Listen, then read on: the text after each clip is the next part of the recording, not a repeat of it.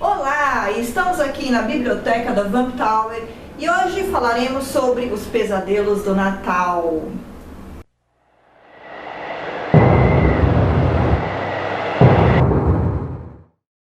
Então, Mordia, quais são os pesadelos que antecedem o Natal?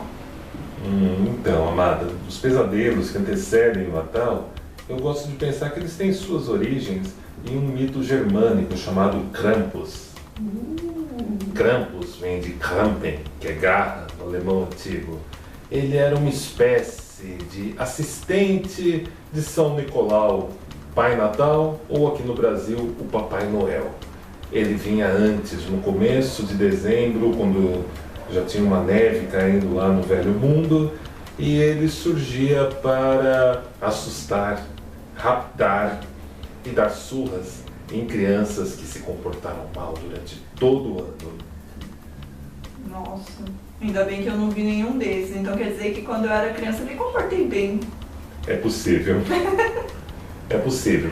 O Krampus, ele é um personagem interessantíssimo. Primeiro porque ele traz esse lado sombrio, ele é praticamente a sombra do Papai Noel, se nós formos parar para pensar um pouquinho. Então, vocês imaginem, né, é um ser, ele é fantasia, nas fantasias ele é representado com quantidades vultosas de pele de cabra, chifres de bode e alarvé, que é uma máscara de madeira esculpida à mão, e eles fazem hoje em dia lá na Alemanha, na Suíça e até mesmo em alguns países nórdicos, as fantasias de Krampus custam mais de 6.000 euros, é muito mais caro que qualquer traje de Papai Noel. Nossa. Existem paradas de Krampus, que algumas pessoas vocês vão ver aí no vídeo. Tem a parada do Krampus. Gente, imagina, um carnaval fora da época? Sim, um carnaval de monstros, de pesadelos antes do Natal. Que legal. Sim, desde os séculos XVI, XVII, XVIII, XIX, os Krampus eram alvos de concursos temáticos. Os jovens dos antigos vilarejos esculpiam suas máscaras, faziam seus trajes, faziam suas peças, pregavam seus sustos no pessoal e passeavam por aí com suas vestes, nessa ocasião, tocando terror na molecada, nos jovens e nos adultos. Interessante. Fiquei imaginando um bichão daquele. Sim, bem interessante. Já quando a gente segue para a região da Baviera, que vocês conhecem daqueles castelos maravilhosos, daquelas fotos de castelos aí da internet, na Baviera você tinha o Krampus, mas ele não se chamava Krampus. Como se chamava? Ele se chamava The Wild Man, o Homem Selvagem.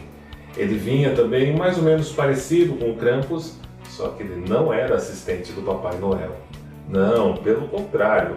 The Wild Man vinha carregando correntes pesadas e sinos enferrujados e fazia a mesma função. Dava surras das pessoas que se comportavam mal com as varas ou com as correntes e também tocava o terror para as pessoas andarem na linha, se comportarem. É, tá vendo aí, pessoal? Vamos se comportar, senão é capaz da gente encontrar um bicho desse, já pensou? Então, tanto o Krampus quanto o The Wild Man é o que a gente pode chamar de uma antiga deidade invernal que assombravam as regiões da Alemanha, da Baviera, dos países nórdicos, do Báltico e até mesmo do leste europeu. Então, amada, sabe esse perfil do homem feral, do homem fera, do homem selvagem? Ele é muito mais antigo que o Krampus e já vem até desde os tempos bíblicos, inclusive. Nossa.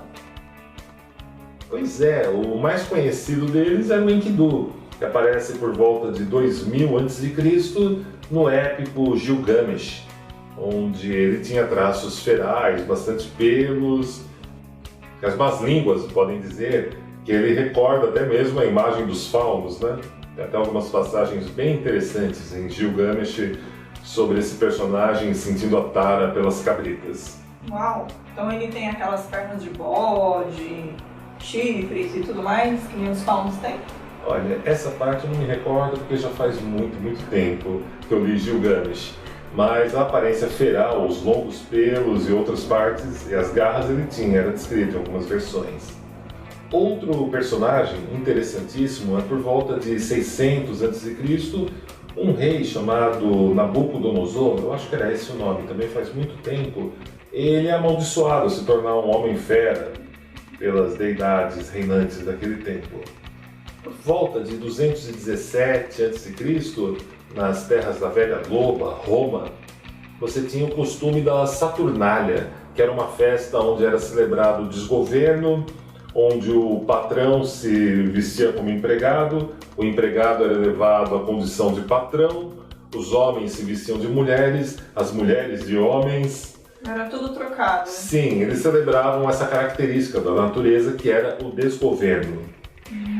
Legal, devia ser muito divertido isso, hein? Sim, eu acho que no carnaval, no nosso carnaval contemporâneo, você tem em várias cidades do interior ainda alguns costumes semelhantes. Sim, que tem os homens que se vestem de mulheres e mulheres que se vestem de homem. Tem algumas cidades que ainda carregam essa tradição, né, na época do carnaval. Sim, lá em Extrema, Minas Gerais, inclusive, um grande amigo nosso participou dessa antiga tradição. Não vamos falar o nome dele, hein? Não vamos. E ainda, quando a gente vem já para a Era Vulgar, né, como dizem nossos colegas wiccanianos, na Era Vulgar, por volta do século IV, quando o cristianismo começa a chegar nas tribos góticas, nas tribos germânicas, eles começam a se converterem ao catolicismo, essas tribos começam a trazer também os seus mitos dos homens feras e de como eles visitavam as cidades nessa época que a neve já era alta e tocavam terror, faziam profecias. Eram nada mais, nada menos que aqueles antigos ritos de fertilidade da terra que duraram até meados do século X, do século XI.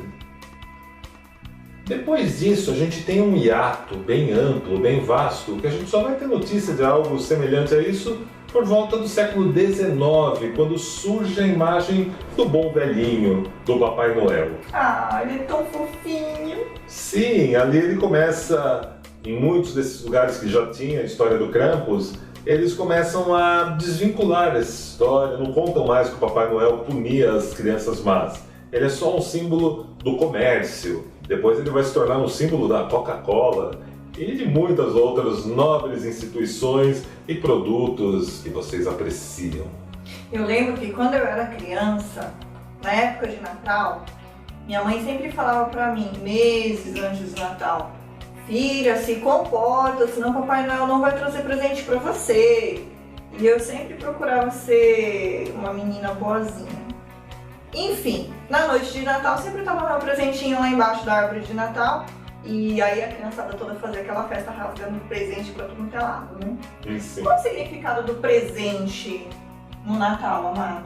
O mais conhecido deles é por causa do próprio nascimento de Cristo, que é o mito dos católicos, dos protestantes e outras denominações. É oferecer presentes, oferecer algo para as pessoas trocavam entre si.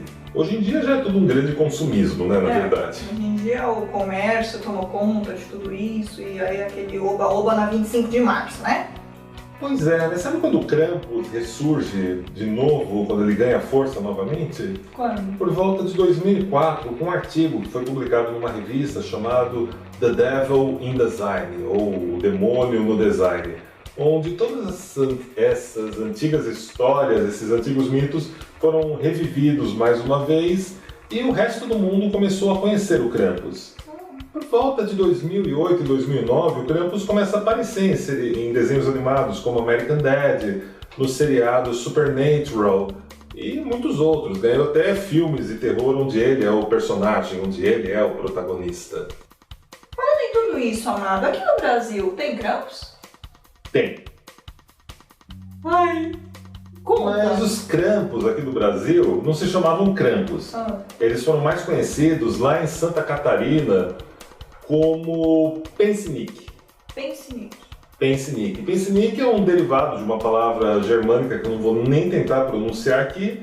E como tem esse nome Nick, é um derivado do velho Nick, Old Nick, ou simplesmente o diabo, que assolava, que assustava as regiões campestres da Europa, e eles importaram o mito. Mas como aqui no Brasil tudo era mais caro, tudo era mais difícil para os imigrantes, o nosso Pensinique, o Krampus brasileiro, estava mais para o homem do saco do que para aquela bela imagem que a gente já está vendo aí no nosso vídeo e que a gente já conhece por aí. Ele soltava O Peacenik era difícil até as pessoas verem, se vestirem dele, né? Era mais um susto, uma peça que pregavam nas crianças no começo de dezembro, onde davam gritos do mato, chamando a criança pelo nome, mas as pessoas ficavam escondidas, falando para ela se comportar, ou então tacavam algumas pedrinhas nos telhados dos adultos que não estavam se comportando. Agora você pensa no interior, matagal para quanto é lado, de repente você tá, sei lá, a gente escuta tanta conversa das pessoas que moram no interior, nessas cidades mais afastadas, a gente sempre ouve as histórias desse povo contando, retornando para minha casa, naquela estradinha de terra, um mato para um lado, mato para o outro. Imagina só escutar alguém gritando no meio do mato. O que você vai fazer? Você corre, né? Ainda mais antes dos anos 50, né? Malemar tinha cinema naquela época direito no interior do Brasil. Então você tinha os famosos causos. Os causos do interior. Pensa só, minha gente. Sabe que a parte mais legal da tradição do Krampus é que por volta do século XIX eles começam a imprimir em cartões com a imagem do Krampus extremamente jocoso, linguarudo, com chifres, com os dizeres Groß von Krampus, saudações do Krampus. E ela era usada como uma forma de fazer uma zoeira leve com todo mundo, desde as crianças que não se comportavam aos adultos que estavam aprontando, não trabalhavam direito, bebiam demais, sacaneavam as esposas ou vice-versa. Era sempre, as pessoas recebiam um cartãozinho nessa época do ano com as saudações dos Krampus. É um método de fazer uma zoeirinha para aquele amigo querido que você tanto ama. Sim, sabe que né? A gente não fez nada pro Fauno esse ano, né? É mesmo, esse ano a gente... Calma, Fauno, calma que a gente ainda vai aprontar com você. Sim. Tem a Kel Kill lá em Brasília também. Kel Kill, tem o Marius, temos o Kaique, a minha Nari. Vamos aprontar com todo mundo ainda esse ano. Não, esse ano já não vai dar mais tempo, mas em 2016 agora. Calma, não fala que não dá tempo, porque ainda faltou a Rúbia, a Sângela, o Milho, a Lana, todos vocês. É surpresa, não fala. Mas é exatamente isso, amada. O Krampus, nesse caráter dele de ser o Old Nick ou o Diabo, ele vinha para lembrar as pessoas para andarem nas suas próprias medidas, cumprirem as suas palavras e serem pessoas que eram boas para o coletivo de onde viviam. Era uma forma jocosa e divertida de lembrar as pessoas para se comportarem, principalmente no Natal. You're a mean one, Mr. Grinch. You really are a heel. Amado, acabei de lembrar agora de um filme chamado Grinch, feito com aquele ator, o Jim Carrey. Sim, aquele filme insuportável. Pois é, o Grinch, amor, é interessantíssimo, porque ele não é o Krampus, nem pretende ser o Krampus. Ele foi criado por volta de 1957 por um criador de histórias infantis, que era o Dr. Theodore Seuss, se eu não me engano, era esse mesmo o nome dele. E ele criou um conto de Natal, de um monstrinho verde, que não era tão insuportável quanto o Jim Carrey. E esse monstrinho verde odiava o Natal por causa de um trauma que ele tinha vivido quando era um pequeno monstrinho verde. E próximo dele havia um vilarejo de gnomos doentes, fofinhos, gordinhos, rosadinhos, insuportáveis, que viviam uma verdadeira guerra de egos quando chegava o Natal, de fazerem a árvore mais linda, a decoração mais suntuosa. Esses são os ajudantes do Papai Noel? Olha, eu realmente não me recordo agora. Mas esses personagens fofinhos, eles haviam se perdido também dos verdadeiros significados e simbolismos do Natal. E o Grinch, tremendamente irritado com toda a zoeira, com toda a algazarra, com todo o barulho, decide sacanear todo mundo e sorrateiramente ele invade o vilarejo e começa a roubar todas as coisas, pregar peças das pessoas, sabotar todo aquele espírito festivo. Mas antes do final do filme, o monstrinho rabugento passa por uma conversão e decide salvar o Natal, não deixar o Natal virar uma guerra civil, que era o que iria acontecer. E sabe quem dublou ele na primeira adaptação do desenho animado? Quem? ninguém mais, ninguém menos que o grande mestre do terror, Boris Karloff, que já fez até o Frankenstein. You're a bad banana with a greasy black peel.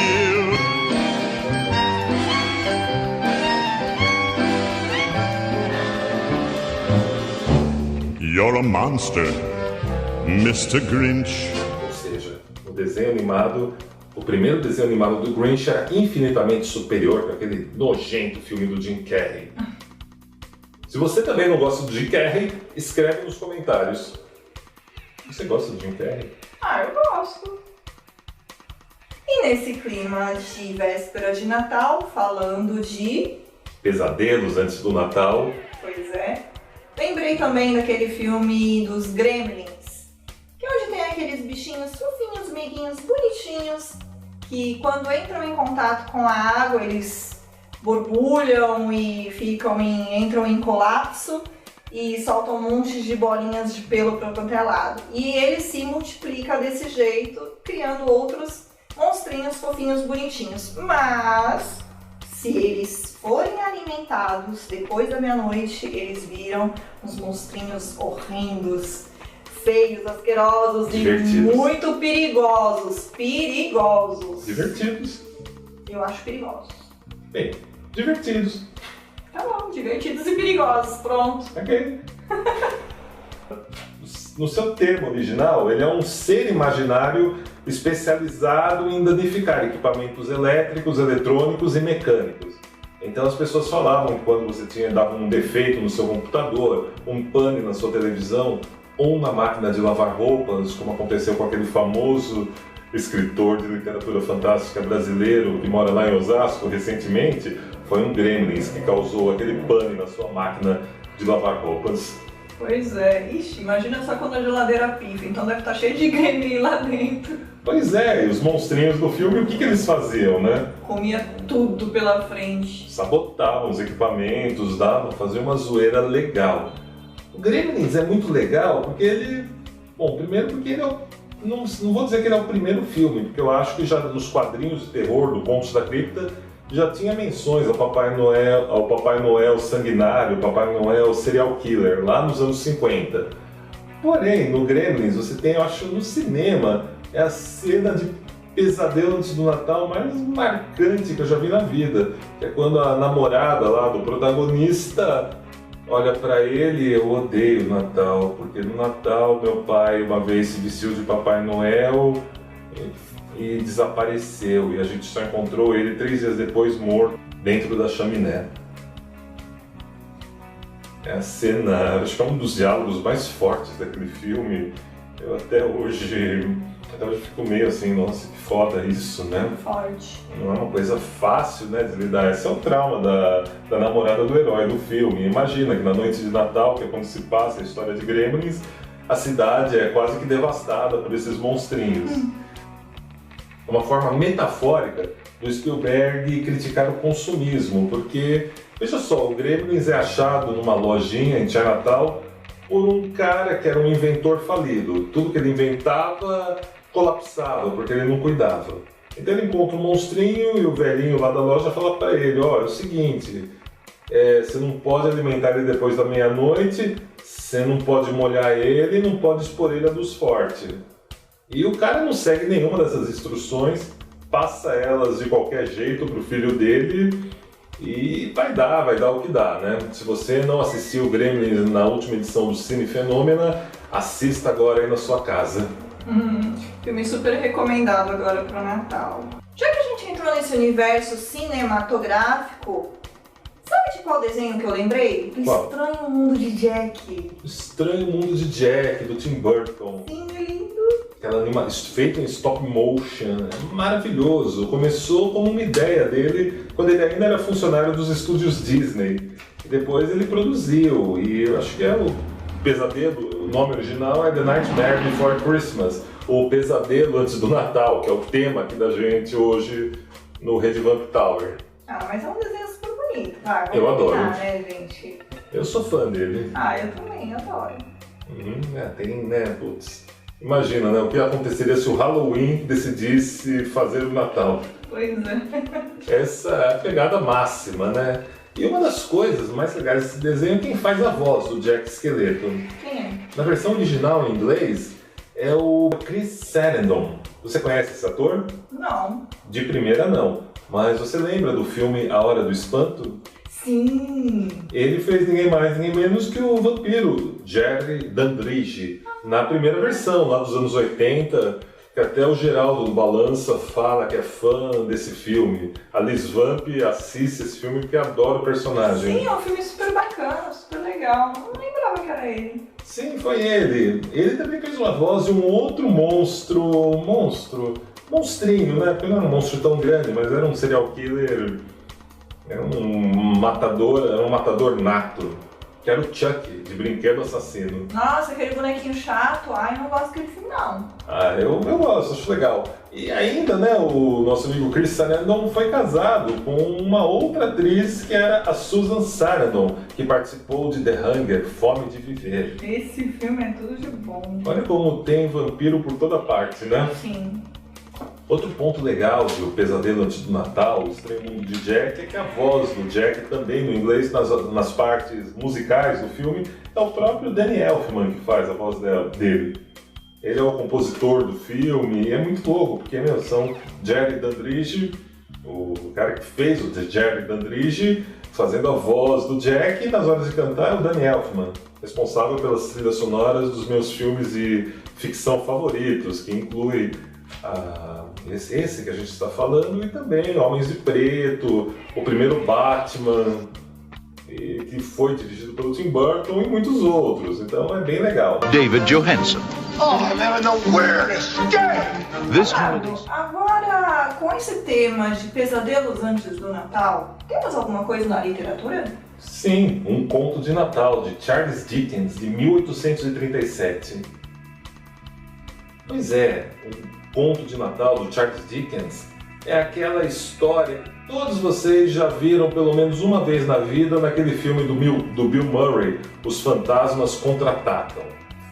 É a história de um homem avarento, extremamente avarento, rico, que na noite de Natal, sozinho, de forma trágica e solitária, ele é visitado pelo espírito do antigo sócio, que lhe adverte que virão 3 fantasmas lhe visitar. O fantasma do Natal passado, o fantasma do Natal presente e o fantasma do Natal que virá.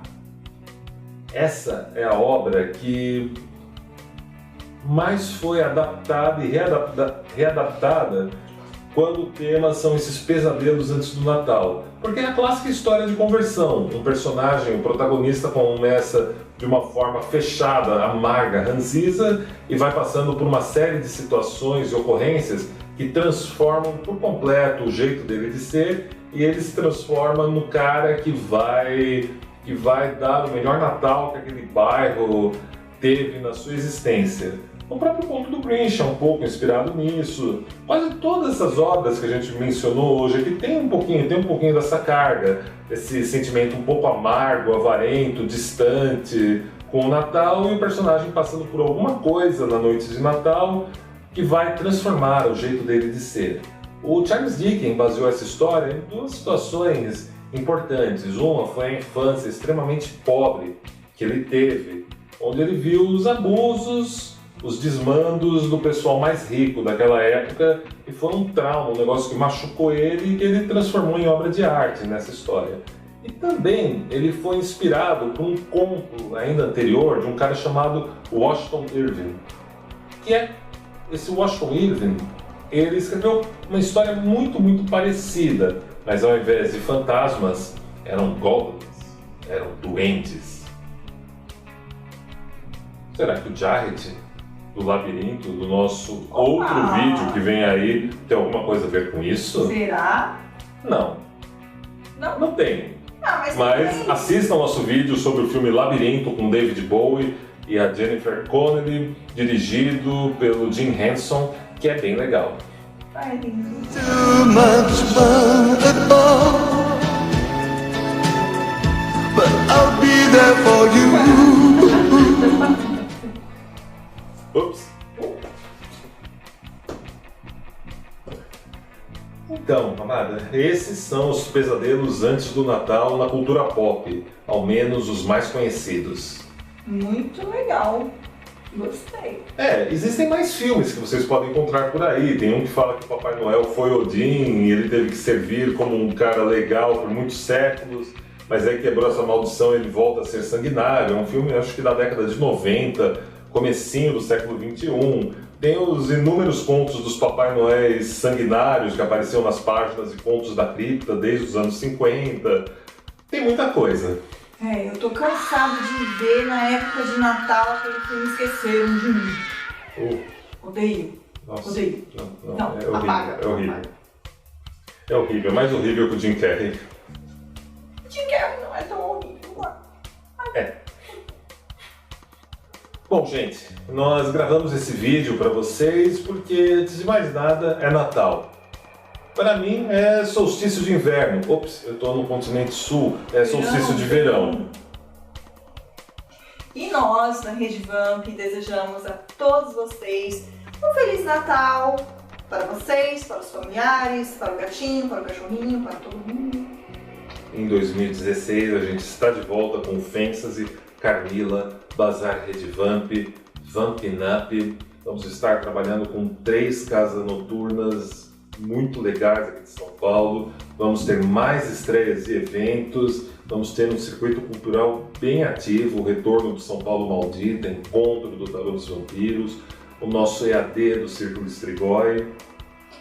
E é isso aí, em 2016 estaremos aí com todo vapor, fazendo muitos eventos, muitas festas, muitos para todo mundo. É isso aí. 31 de dezembro de 2015, estaremos aí em Brasília com todos vocês nessa grandiosa festa que é o Dark Réveillon da nossa amiga Kel Kill. E esperamos encontrar todos vocês aí do Distrito Federal e arredores para curtirmos uma grande noite. Com certeza, estaremos lá e esperamos ver toda a galerinha lá do Distrito Federal e redondezas, todo mundo lá na festa da Kel Kill. Se você gostou desse vídeo, deixe um curtir, compartilhe-o com pessoas afins e visite sempre nosso portal www.redevamp.com.